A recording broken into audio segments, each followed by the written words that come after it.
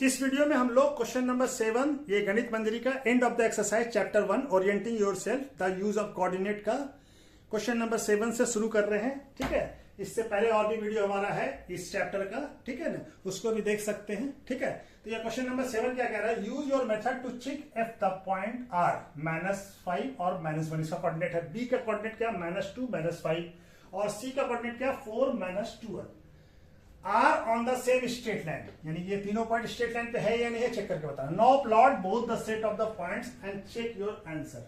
उसके बाद क्या करना है, सेट करना है प्लॉट को, ये प्लॉट करना है ग्राफ पेपर पे और उसको ये करना है। तो हमारा कॉन्सेप्ट क्या लगेगा, डिस्टेंस फॉर्मूला लगेगा। ये आर है और ये बी है और ये सी है। ठीक है, आर का कोऑर्डिनेट क्या दिया हुआ -5 और -1 और बी का कोऑर्डिनेट क्या दिया हुआ है, बी का कोऑर्डिनेट है -2 -5 और सी का कोऑर्डिनेट क्या है 4 और -12। अगर ये स्ट्रेट लाइन है तो आरबी यानी आरबी का लेंथ और बीसी का लेंथ, ये आरबी का लेंथ हो गया, ये बीसी का लेंथ, ये किसके बराबर होना चाहिए, आरसी के लेंथ, पूरे लेंथ के बराबर होना चाहिए। अगर ये होगा तो तीनों पॉइंट आर बी और सी क्या हो जाएगा, कोलिनियर पॉइंट हो जाएगा। कोलिनियर पॉइंट यानी एक ही स्ट्रेट लाइन में तीनों पॉइंट लाई कर रहा है। तो हम लोग चेक कर लेते हैं कि है या नहीं है। ठीक है ना, तो ये पहले आरबी का लेंथ निकालते हैं। तो आरबी के लिए क्या हो जाएगा, डिस्टेंस फॉर्मूला क्या होता है, x2 - x1 का square under root plus y2 - y1 का स्क्वायर। ठीक है, तो x2 क्या हो गया -2 और ये माइनस माइनस क्या हो जाएगा प्लस का स्क्वायर प्लस -5 और ये हो जाएगा माइनस माइनस प्लस का स्क्वायर। तो क्या हो जाएगा, ये -3 + 5 3 और ये हो जाएगा +-4 का स्क्वायर। ये क्या आ जाएगा 9 + 16, तो ये क्या हो जाएगा हमारा √25। आरबी का लेंथ कितना आ गया, आरबी का लेंथ आ गया हमारा 5 यूनिट।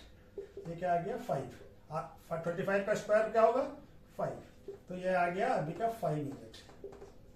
ठीक है, 5 यूनिट आ गया। उसी तरह से हम लोग बीसी का भी लेंथ निकाल लेते हैं। तो बीसी क्या हो जाएगा x2 4 और ये माइनस है तो माइनस इंटू माइनस प्लस हो जाएगा प्लस -12 और ये माइनस इंटू माइनस प्लस हो जाएगा का स्क्वायर। तो क्या हो जाएगा 4 + 2 6 का स्क्वायर, ये हो जाएगा -7 का स्क्वायर।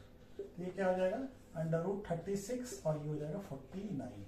ये क्या आ जाएगा √40 85 यूनिट्स। इसका तो स्क्वायर नहीं निकल सकता। ठीक है ना, परफेक्ट स्क्वायर नहीं है और ना उसका कोई फैक्टर आ रहा है जो परफेक्ट स्क्वायर हो। अब उसी तरह से हम लोग क्या निकालेंगे, आरसी का लेंथ निकाल लेंगे। आरसी का लेंथ तो ये क्या आ जाएगा, ये x2 y2 x1 y1, तो 4 माइनस और माइनस प्लस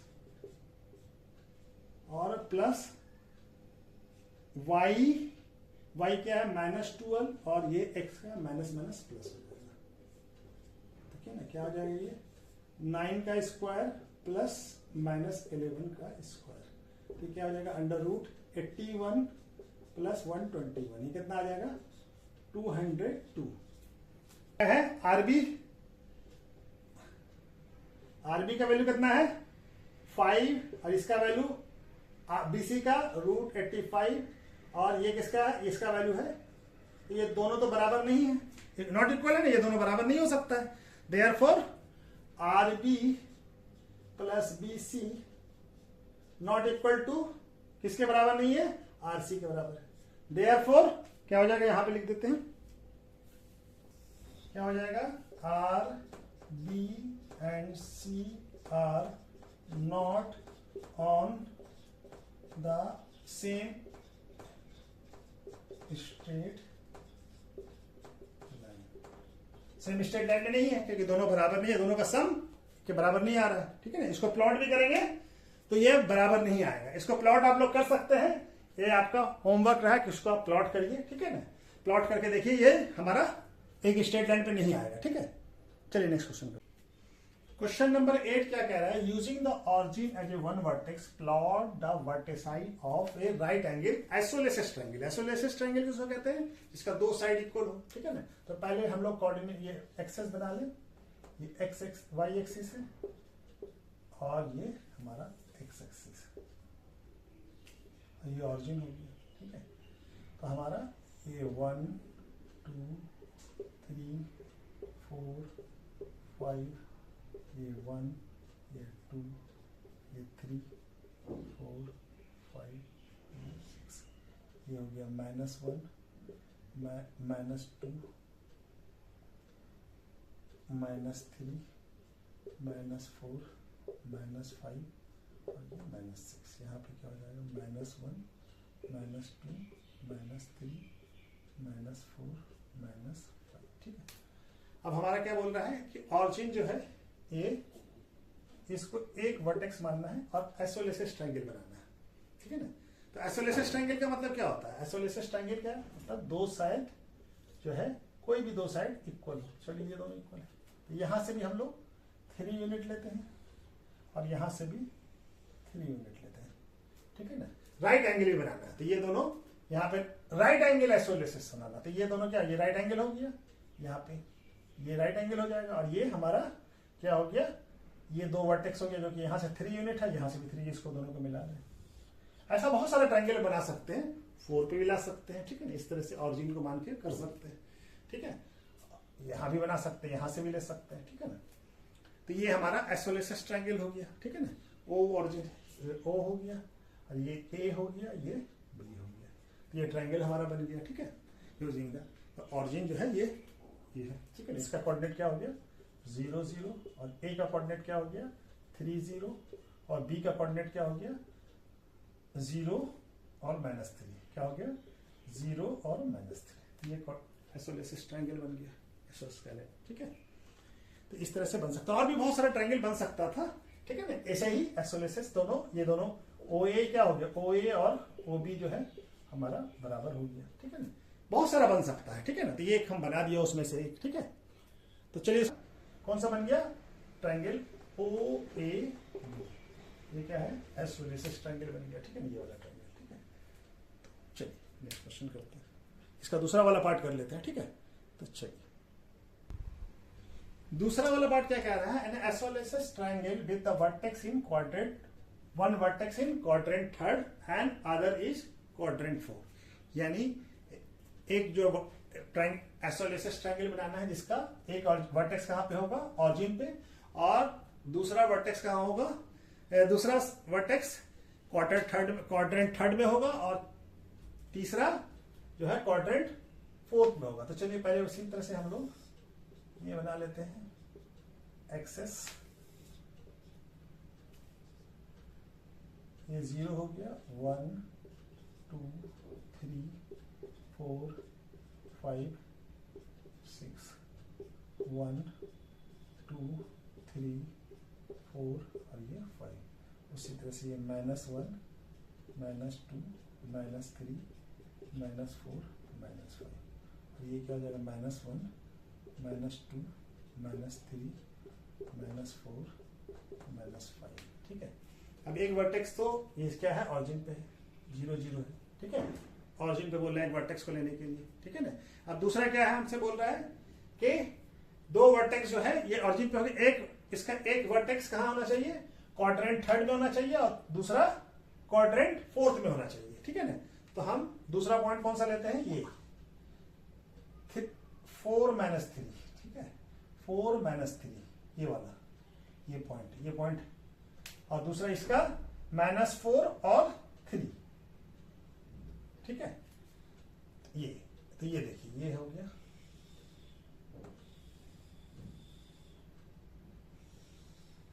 इस तरह से बहुत सारा कोई भी पॉइंट हम ले सकते थे, हम सिर्फ बनाने के लिए एक पॉइंट लेते। इसका कोऑर्डिनेट क्या, इसको मान लेते ओ, इसको ए, इसको बी। ए का कोऑर्डिनेट क्या हो गया, ए का कोऑर्डिनेट हो गया -3 और -4 और बी का क्या हो गया, बी का कोऑर्डिनेट हो गया 3 और -4। ठीक है। अब देखिए ये डिस्टेंस OA और OB का डिस्टेंस हमारा बराबर हो जाएगा। ठीक है ना। तो ये डिस्टेंस और ये डिस्टेंस बराबर होगा करके डिस्टेंस फॉर्मूला से निकाल लीजिए। OA का ये क्या है, इसका कोऑर्डिनेट कितना है 0 0। ठीक है ना। OA का लेंथ निकालिए, OA का लेंथ कितना आएगा √0 और माइनस है तो ये प्लस हो जाएगा, माइनस इंटू माइनस प्लस 0 और माइनस इंटू प्लस। ठीक है। तो +4 हो जाएगा, तो 3 का स्क्वायर प्लस 4 का स्क्वायर √ तो ये क्या आ जाएगा 9 + 16 आ गया, ये हमारा √25। तो OA का लेंथ कितना आ गया 5 यूनिट्स। यूए का लेंथ कितना आ गया 5 यूनिट। उसी तरह से ओबी का भी लेंथ निकाल लें हम लोग, तो ओबी का लेंथ क्या आ जाएगा, ओबी का लेंथ ये भी हमारा क्या है अंडर रूट 0 और -3 का स्क्वायर प्लस 0 और -4 माइनस प्लस हो जाएगा। तो ये क्या आ जाएगा हमारा -3 का स्क्वायर प्लस 4 का स्क्वायर। तो -3 का स्क्वायर क्या होता है 9 और ये हो जाएगा हमारा 16। ये क्या आ जाएगा अंडर रूट 25। तो ये भी आ गया हमारा 5 यूनिट्स। ठीक है ना। तो OA और OB बराबर है। Triangle OAB is an isosceles triangle, triangle हो जाएगा जिसका कि वन वर्टेक्स, एक वर्टेक्स क्या है, vertex A in third quadrant में है और vertex B in fourth quadrant में, जो सेटिस्फाइड कर रहा क्वेश्चन। इस तरह से बहुत सारा ट्राइंगल बन सकता है, हमको किसी उसमें से एक ट्राइंगल हम बना रहे हैं। ठीक है ना। तो ये हमारा ये कंडीशन को भी फुलफिल कर रहा है क्वेश्चन। ठीक है ना कि एक क्वाड्रेंट, एक वर्टेक्स कहां थर्ड में होना चाहिए, एक फोर्थ में होना चाहिए। ठीक है। तो चलिए नेक्स्ट क्वेश्चन पर। क्वेश्चन नंबर 9 क्या कह रहा है, following table show the coordinate of SMT in each case weather M जो है ये is the mid point of line segment ST। ठीक है ना, है या नहीं ये बताना है। ठीक है ना। जस्टिफाई योर आंसर, और जस्टिफाई भी करना है। Is M is the mid point of ST, yes और नो बताना है, रीजन देना है। तो रीजन क्या होगा, मिड पॉइंट फॉर्मूले से हम लोग करेंगे। तो मिड पॉइंट फॉर्मूला हमारा क्या होता है, मिड पॉइंट फॉर्मूला क्या है,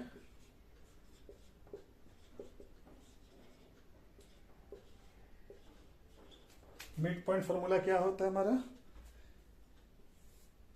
एक्स कोऑर्डिनेट के से अगर मान लिया कि हमारा M मिड पॉइंट है, तो इसका कोऑर्डिनेट क्या होगा, M का कोऑर्डिनेट क्या होगा, x का S का पहला x का कोऑर्डिनेट और इसका y t का x कोऑर्डिनेट डिवाइडेड बाय 2। ये हमारा क्या होगा x कोऑर्डिनेट M का, और उसी तरह से y कोऑर्डिनेट कैसे निकलेगा, y1 प्लस y2 बाय 2। ठीक है ना। ये x का कोऑर्डिनेट हो जाएगा S का और ये t का कोऑर्डिनेट हो जाएगा। ठीक है ना। अब हम लोग चेक करते हैं कि हमारा ये जो है M, पहला वाला क्वेश्चन करते हैं। तो पहले में x1 क्या है -3, तो M का कोऑर्डिनेट क्या आएगा, देखिए M का कोऑर्डिनेट आएगा -3 और यहां पे +3 डिवाइडेड बाय 2, और ये आएगा 0 + 0 बाय 2। y1 क्या है 0 और ये 2, तो क्या हो जाएगा M का कोऑर्डिनेट 0 बाय 2 और यहाँ पे भी 0 बाय 2। तो 0 बाय 2 क्या हो जाएगा, M आ जाएगा। M का कोऑर्डिनेट क्या आ जाएगा 0 0, तो 0 0 है दिया हुआ हमको, 0 0 दिया हुआ हमारा। ये क्या हो जाएगा यस। ये क्या रीजन क्या है, bye mid point formula, mid point formula use करके बनाया। ठीक है ना फॉर्मूला, ठीक है, मिड पॉइंट फॉर्मूला के इस्तेमाल करके बनाया। ठीक है ना। चलिए दूसरा वाला भी कर लेते हैं हम लोग। x1 M का क्या कोऑर्डिनेट आना चाहिए, x1 क्या है 2 प्लस, और यहाँ x2 क्या है 4, 2 + 4 बाय 2, और यहाँ पे 3 y1 और y2 क्या है 5, तो 3 + 5 बाय 2। तो क्या आ गया हमारा, आना चाहिए ये हो जाएगा 6 बाय 2 और ये हो जाएगा 8 बाय 2।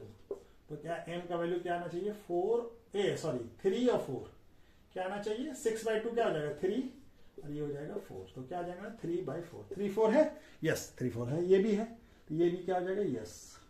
और by mid point formula, reason में मिड पॉइंट फॉर्मूला।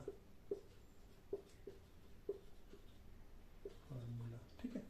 अब उसको तीसरे वाले को भी चेक कर लेते हैं। ठीक है। M का कोऑर्डिनेट क्या आना चाहिए 0 + 0 बाय 2 और 0 माइनस प्लस है तो प्लस इंटू माइनस माइनस ही हो जाएगा, और ये 2। तो क्या आ जाएगा M का आ जाएगा 0 बाय 2 और यहाँ पे -10 बाय 2। तो ये क्या आ जाएगा, M का कोऑर्डिनेट आएगा 0 और ये -5। तो यहाँ पे क्या है 0 5 है, तो ये क्या हो जाएगा नो हो जाएगा। ये क्या हो जाएगा नो, ये क्या है नो। यही रीजन हमारा bye mid point formula.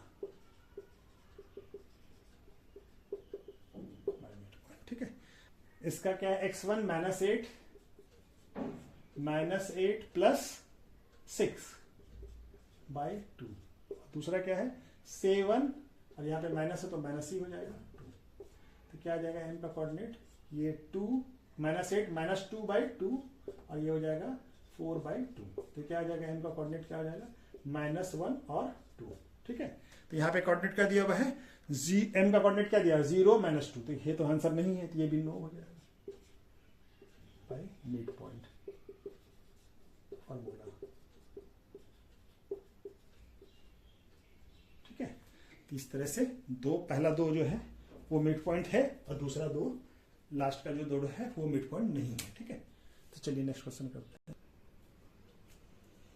Question number 11 क्या कह रहा है, use the connection you find to find the coordinate of B. B का कोऑर्डिनेट हमको बताना है और क्या दिया हुआ है गिवन दैट m का कोऑर्डिनेट क्या -7 1 is the mid point of a and b।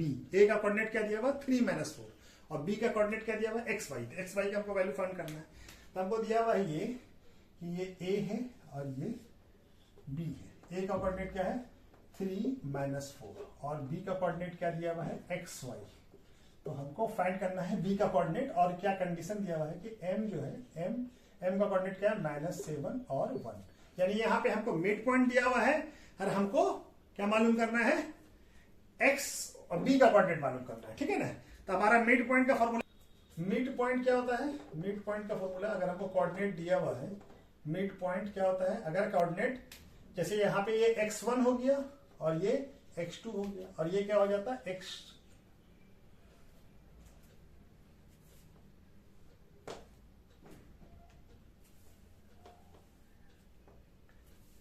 ये x1 हो गया और y1 हो गया। ठीक है, और ये क्या होता है ये हमारा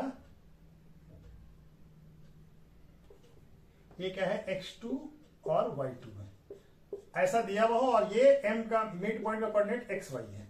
तो हमारा फॉर्मूला क्या होता है x का वैल्यू क्या होगा x1 प्लस x2 बाई 2। ठीक है, तो हमारा यहाँ पे x तो दिया हुआ है, x1 भी दिया हुआ है, x2 फाइंड करना है। उसी तरह से y का कोऑर्डिनेट क्या होता है y1 प्लस y2 बाई 2। ठीक है, तो यहाँ पे y दिया हुआ है हमको और y1 दिया हुआ, y2 फाइंड करना है। ठीक है ना, तो हम इसी फॉर्मूले का इस्तेमाल करके बनाएंगे। ठीक है ना, तो ये हमारे लिए क्या हो गया मिड पॉइंट क्या है 7, तो -7 इक्वल टू क्या हो जाएगा x1 क्या है x1 है हमारा 3 प्लस और x2 क्या है x बाई 2। इससे x का वैल्यू निकल जाएगा, क्या होगा -14 इक्वल टू 3 प्लस x। तो x -3 इधर आएगा -3 इक्वल टू x। तो x का वैल्यू कितना आ गया x इक्वल टू क्या आ गया -17। क्या आ गया -17। ठीक है, तो यहाँ क्रॉस मल्टीप्लाई उसी तरह से y का वैल्यू भी निकल जाएगा। तो y यहाँ पे क्या y1 और यहाँ पे क्या है -4 प्लस y बाई 2। तो ये 2 इधर जाएगा इक्वल टू -4 प्लस y। ठीक है, तो ये क्या हो जाएगा हमारा -2 इधर आएगा 2 प्लस 4 इक्वल टू 6। तो y क्या हो जाएगा 6 y इक्वल टू 6। तो क्या कोऑर्डिनेट हो जाएगा b का कोऑर्डिनेट हो क्या हो जाएगा कोऑर्डिनेट ऑफ b इस क्या हो जाएगा -17 और 6। ठीक है, तो इसी फॉर्मूले से हमारा निकल गया एक्स वाई का वैल्यू -17 और 6। ठीक है, क्वेश्चन नंबर 11 क्या कह रहा है, let's P and Q be the point of A trisection of AB। यानी कि P और Q जो है क्या कर रहा है, ये दो पॉइंट है जो AB को ट्राइसेक्ट कर रहा है, यानी AB को तीन पार्ट में इक्वल पार्ट में बांट रहा है with P closer to A। और P जो है A के क्लोजर है and Q closer to B और Q जो है B के क्लोजर है। Using the knowledge of how to find the coordinate of mid point of the segment, माने मिड पॉइंट के से बनाना है इसको।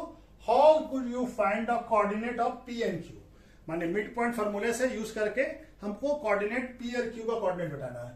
Do this for the case when point A का कोऑर्डिनेट क्या है 4 और 7 और B का कोऑर्डिनेट क्या है 6 और -2। ठीक है, तो चलिए बनाना शुरू करते हैं। पहले समझाते हैं कि क्या है। ये AB है लाइन सेगमेंट, A है और ये B है। A का कोऑर्डिनेट क्या है 4 7 और B का कोऑर्डिनेट क्या है 16 और -2। अब इसको तीन पार्ट में बांट रहा है। कौन? पी और क्यू। पी और क्यू, पी है ये क्यू, ठीक है। अब इसका हमको कोऑर्डिनेट बताना है, ठीक है ना। पी और क्यू का हमको कौन सा फॉर्मूला यूज करना है? मिड पॉइंट का फॉर्मूला यूज करना है, ठीक है ना। तो पी और क्यू का हमको अब ये ट्राइसेट कर रहा है, यानी कि ये पार्ट और ये पार्ट, तीनों पार्ट बराबर है, यानी ए पी और पी क्यू और क्यू बी, ये तीनों बराबर है। ट्राइसेट कर रहा है, इसके मतलब तीनों बराबर है, ठीक है। तो हम क्या मान लेते हैं? पी का कोऑर्डिनेट क्या मान लेते हैं? x1 और y1, और q का कोऑर्डिनेट क्या मान लेते हैं? x2 और y2, ठीक है। x2 y2 x1, ठीक है। x1 y1 और उसका q का मान लेते हैं x2 y2, ठीक है ना। ट्राइसेट कर रहा है, ठीक है ना। तो देखिए AP और PQ बराबर है, यानी ये पार्ट और ये पार्ट बराबर है। तो इसका मतलब क्या हो गया? P is the mid point हो गया। इससे क्या आ जाता है? P is mid point of AQ का हो जाएगा, यानी इस लाइन सेगमेंट का, इस वाले लाइन सेगमेंट का P क्या हो जाएगा? मिड पॉइंट हो जाएगा, क्योंकि AP और PQ दोनों बराबर है, ठीक है। तो मिड पॉइंट फॉर्मूला लगाएंगे हम, तो मिड पॉइंट का फॉर्मूला लगाएंगे तो ये x1 y1 क्या हो जाएगा? मिड पॉइंट हो जाएगा। तो हमारा क्या हो जाएगा? x1 इक्वल टू क्या हो जाएगा? x1 इक्वल टू हो जाएगा x, ये हो गया x1 और ये y1, यानी कि 4 प्लस x2 बाई 2, ये हो जाएगा। उसी तरह से y1 क्या निकल जाएगा? y1 आ जाएगा हमारा 7 प्लस y2 बाय 2, यानी यहां कर लेते हैं। 2x1 क्या हो जाएगा? इक्वल टू हो जाएगा 4 प्लस x2, इससे x2 का वैल्यू आ जाएगा, x2 इक्वल टू क्या हो जाएगा? 2x1 minus 4। ये पहला क्वेश्चन बन गया। दूसरा क्वेश्चन क्या बन जाएगा? 2y1 equal to 7 plus y2, तो y2 का वैल्यू क्या आ जाएगा? 2y1 माइनस 7, ठीक है। तो ये हमारा इक्वेशन बन गया। अब हम क्या करते हैं? उसी तरह से अब यहां देखिए P Q equal to Q B है, यानी ये डिस्टेंस यहां से यहां तक का डिस्टेंस यहां से यहां तक के डिस्टेंस के बराबर है। ये दोनों बराबर, पी क्यू और क्यू बी बराबर है। तो क्या हो जाएगा? इसके मतलब क्यू इज मिड पॉइंट हो जाएगा, इसका मिड पॉइंट ऑफ पीबी का हो जाएगा, ठीक है। पीबी का मिड पॉइंट हो जाएगा। तो मिड पॉइंट फॉर्मूला फिर लग जाएगा। मिड पॉइंट फॉर्मूला क्या होता है? अगर हमारा x कोऑर्डिनेट होता है x1 plus x2 divided by 2, और y का, y अगर मिड पॉइंट है तो y1 प्लस y2 बाई 2, ठीक है ना। ये मिड पॉइंट फॉर्मूला होता है, मिड पॉइंट का फॉर्मूला निकालने के लिए, ठीक है। तो q मिड पॉइंट हो गया, तो x2 का क्या हो जाएगा? x2 का value x1 plus 16 divided by 2, और y2 क्या हो जाएगा? क्योंकि q mid, y2 q mid point है, तो y2 क्या हो जाएगा? y2 हो जाएगा y1 प्लस माइनस है तो माइनस बाई 2, यानी ये हो जाएगा y1 माइनस 2 बाई 2, इसका वैल्यू आ गया y2 का। अब हम यहां पे ये क्वेश्चन नंबर 2 हो गया, और ये क्वेश्चन नंबर 3 हो गया, और ये क्वेश्चन नंबर 4 हो गया, ठीक है। अब हम क्या करेंगे? इक्वेट कर देंगे। क्वेश्चन 2 का वैल्यू क्या है? x2 का वैल्यू क्या है? 2x1 minus 4। यहाँ पे x2 का वैल्यू है x1 प्लस 16 बाई 2, तो दोनों को इक्वेट कर देते हैं, ठीक है। तो चलिए थोड़ा सा मिटाना पड़ेगा, उसके बाद बना लेते हैं हम लोग। यहां पे बना लेते हैं। क्या हो जाएगा? Equating equation 1 and 3। 1 में हमारा क्या वैल्यू है? x2 का 2x1 minus 4, 2x1 minus 4 equal to कितना है? x1 का, x2 का वैल्यू क्या है? x1 plus 16 by 2। अब इसको यहां ले, ये क्या हो जाएगा? 2 into 2x1 minus 4 equal to x1 plus 16। Cross multiplication करके यहां ले आए, ठीक है। तब हमारा क्या हो जाएगा? ये 4x1 minus 8 equal to x1 plus 16, ठीक है। अब x1 को इधर लाइए और 8 को इधर ले जाइए, तो x1 क्या हो जाएगा -x1 और 8 इधर जाएगा माइनस है तो प्लस हो जाएगा।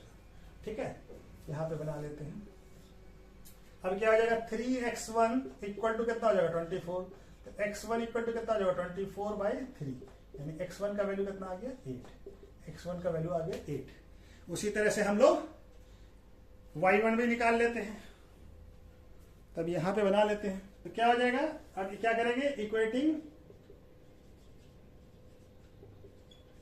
इक्वेशन 2 एंड 4, तो 2 में क्या वैल्यू है y2 का 2y1 -7 इक्वल टू, और y2 का यहां वैल्यू क्या आया है y1 -2/2, तो 2 क्रॉस होकर यहां जाएगा, तो 2y1 -7 इक्वल टू y1 -2, अभी क्या हो जाएगा 4y1 -2 into 7 14 equal to y1 -2, तो y1 को इधर लाते हैं 14 को इधर ले जाते हैं, तो 4y1 -y1 इक्वल टू -2 और यहाँ पे +14, तो क्या आ जाएगा 3y1 इक्वल टू क्या आ जाएगा 12, तो y1 का वैल्यू कितना आ जाएगा 12/3, यानी क्या आ गया 4।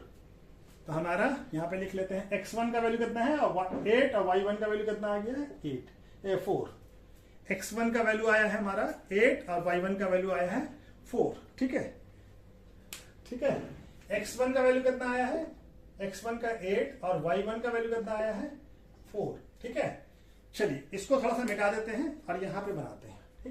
x2 क्या है, x2 इक्वल टू है हमारा x1 + 16/2, तो x1 का वैल्यू कितना है 8 + 16/2, यानी कितना आ जाएगा 24/2, यानी क्या आ जाएगा 21, तो x2 का वैल्यू क्या आ गया 21।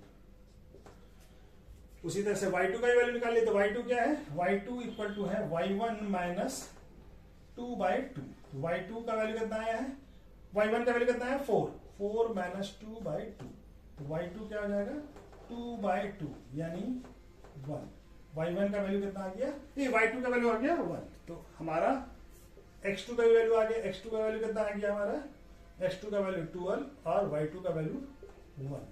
तो हमारा कोऑर्डिनेट क्या था, p का कोऑर्डिनेट क्या था x1 y1 और q का कोऑर्डिनेट क्या था x2 y2। ठीक है, x2 y2, तो p का कोऑर्डिनेट क्या हो जाएगा, p का कोऑर्डिनेट हो जाएगा हमारा 8 और 4, और q का कोऑर्डिनेट क्या हो जाएगा, q का कोऑर्डिनेट हो जाएगा 12 और -1। ठीक है, तो ये हमारा दोनों का कोऑर्डिनेट निकल गया मिड पॉइंट फॉर्मूले के इस्तेमाल करके। ठीक है, तो चलिए आज वीडियो को यहीं पर रोकते हैं।